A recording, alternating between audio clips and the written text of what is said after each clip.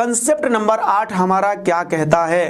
Concept number बेटा 8 आज आपका कहेगा, बहुत ध्यान से देखेंगे, बहुत ही पॉपुलर चीजें मैं आपको बता रहा हूं, बहुत ही इंपॉर्टेंट चीजें बता रहा हूं।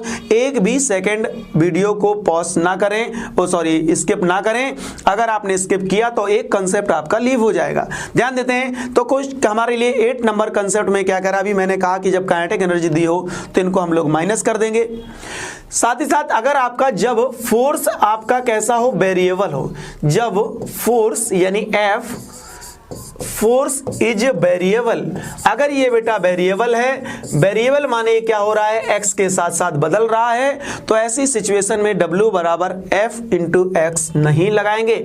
उस सिचुएशन पर आपको लगाना है W equal to integration of क्या लगाएंगे, f इंटू डी एक्स। बच्चों क्या लगा देना है, f का x के रिस्पेक्ट में, डिस्प्लेसमेंट के रिस्पेक्ट में इंटीग्रेशन कर देना है। और इंटीग्रेशन का मतलब बेटा लिमिट अगर वो दे रहा है, जहां से जहां तक बोल रहा है, मैंने मान लिया x1 से लेकर के x2 तक है, तो इंटीग्रेशन करने के बाद जो चीजें आपको मिलेंगी बच्चों वही आपका पॉपुलर जवाब होगा। एकदम टू द पॉइंट बातें हैं, बिल्कुल इधर उधर की बातें नहीं करेंगे। अगली बात मैं आपसे कंसेप्ट नंबर 9 में आपसे बात कर रहा हूं। कंसेप्ट नंबर 9 तब आपको लगाना है जब आपका ऑब्जेक्ट ग्रेविटेशनल फोर्स के अंतर्गत गति कर रहा है, गुरुत्व के विरोध गति कर रहा है। तो जब हम ये कहेंगे इसको तब लगाएंगे जब गति गुरुत्व के विरुद्ध हो रही हो, जब गति गुरुत्व के गति, या फिर आपको आप यूं कह दीजिए जब पिंड मीन बॉडी, पिंड में जी काम कर रहा हो, जी काम कर रहा हो। अगर आपका ऑब्जेक्ट में जी काम कर रहा है, ग्रेविटेशनल फोर्स आपका वर्कआउट कर रहा है, उसके रीजन से जब आपका वर्क डन होना है, तो ऐसी सिचुएशन में आपको लगाना है W बराबर एक प्रकार से पोटेंशियल एनर्जी, और वो होती है बच्चा mgh। तो वहां से आपको बच्चा लगा देना है mgh। इंपॉर्टेंट फार्मूला है, मैं जानता हूं कि आपको आता है, रटा हुआ है, ये क्विक रिवीजन है और आपको चीजें एक बार में एक वीडियो की सहायता से क्लियर होंगी। अगर आपको मैं बार बार आपसे कह रहा हूं कि अगर चीजें आपको ठीक लगें, बहुत ही अच्छी लगें, तो इसको शेयर जरूर करिएगा। देखिएगा W बराबर mgh। क्वेश्चन में यही नहीं कि बेटा सिर्फ W आपसे पूछता है, यहां से बेटा कुछ बातें और भी बन जाती हैं। क्या बातें बन जाती हैं सर बता दीजिए, जरूर मैं आपको बता। अगर आपसे मास पूछ देता है इसी में, तो आपको लगा देना होता है W में क्या कर देना है, आपको 10 अपॉन h का आपको क्या कर देना है, डिवाइड कर देना है, उसका आप मास निकाल पाएंगे। बच्चों इसी क्वेश्चन में कभी कभी बातें क्या करता है, कहता है बेटा हाइट बताओ, तो हाइट के लिए आपको h निकालने के लिए जब बोलता है, तो h इक्वल टू बच्चों आप यहां से क्या करना है, आपको W अपॉन उसके वेट का डिवाइड करना है। वेट माने हो गया भैया m इंटू जी, यानी W अपॉन mg। इसको आप लगा करके यहां से h की वैल्यू, यानी कितनी ऊंचाई तक पानी चढ़ेगा, कितना ऊंचाई तक पिंड फेंका जाएगा, इस टाइप का क्वेश्चन जब आपसे पूछ रहा होता है, तो इस कंसेप्ट का हम लोग प्रयोग करते हैं। यह है आपका कंसेप्ट नंबर 9। अब हम बात कर लेते हैं, अगर हमारे पास जो क्वेश्चंस हैं वो अगर आपका वेक्टर फॉर्म में दे दिया गया है, तो ऐसी सिचुएशन पे आप क्या करेंगे, यानी फोर्स वेक्टर में दे दिया जाए, डिस्प्लेसमेंट वेक्टर के फॉर्म में दे दिया जाए, इसको हम कहेंगे बेटा कंसेप्ट नंबर 10। कंसेप्ट नंबर 10 में हम बात कर रहे होंगे बेटा किसकी, जरा ध्यान दे दीजिए। कंसेप्ट नंबर 10 में आपको चर्चा करनी है, आपको किसकी मैं बोल रहा हूं कि अगर आपको f ऐसा दे दिया, f बराबर उसने कह दिया बेटा fx i cap plus fy j cap plus fz k cap, यानी यहां पर बातें जो हैं वो सिर्फ वेक्टर की हैं, तो आप बहुत निश्चित रूप से जानते हैं। और साथ ही साथ इसमें दो प्रकार से बातें कह सकता है, या तो आपको डिस्प्लेसमेंट वेक्टर सीधे आपको बता दे, या फिर आपका पोजीशन वेक्टर आपको बता दे। तो डिस्प्लेसमेंट एक वेक्टर इक्वल टू होता है बेटा r2 माइनस r1। अगर आपके पास इन पोजीशन वेक्टर की वैल्यू अलग अलग आपको दे दी गई है, बेटा मान लेते हैं कि इसका पोजीशन वेक्टर जो r1 का मतलब है उसको मैं कह देता हूं बेटा हमारे लिए कितना दिया है, x1 i cap plus x2 j cap plus x1 i cap plus y1 j cap plus z1 k cap.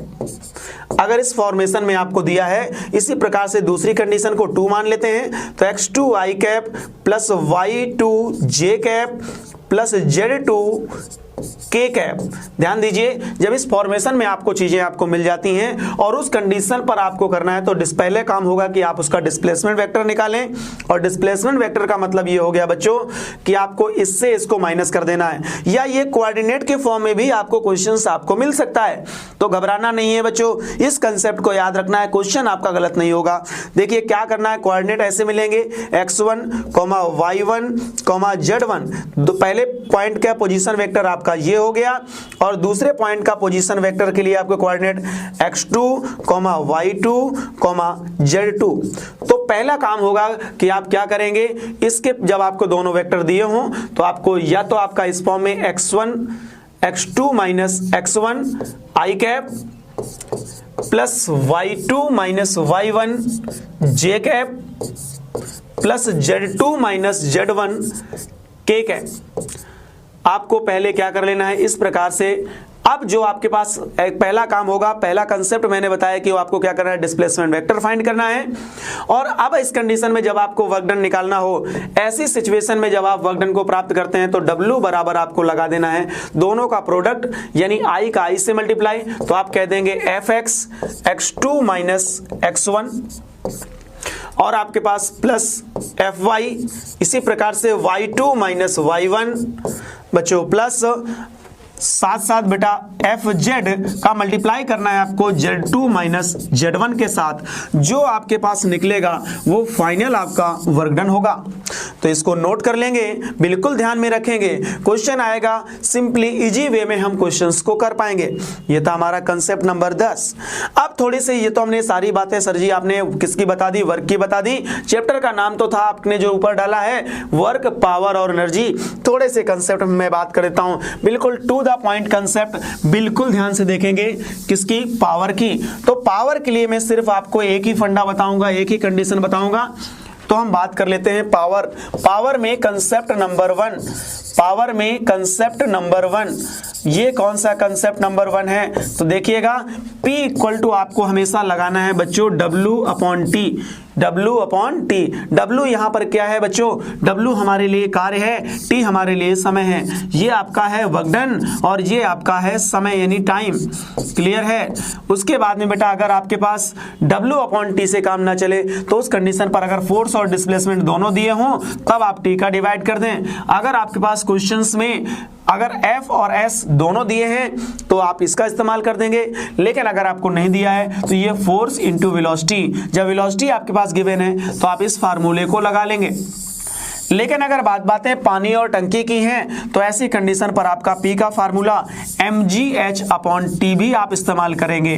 mgh upon T directly आप इसको याद रखिएगा, mgh अपॉन टी। यहां से भी वही बातें बन जाएंगी, मास पूछा जा सकता है, h पूछा जा सकता है, टाइम पूछा जा सकता है। तो यहां से हम लोग क्या बात करेंगे, किसकी, पावर की। तो पावर के बारे में इतनी चीजें याद रखनी है। यूनिट आप जानते हो इसका वाट होता है और वर्क का इसके पहले मैंने आपको बताया जूल होता है। तो ये चीजें आपको बिल्कुल ध्यान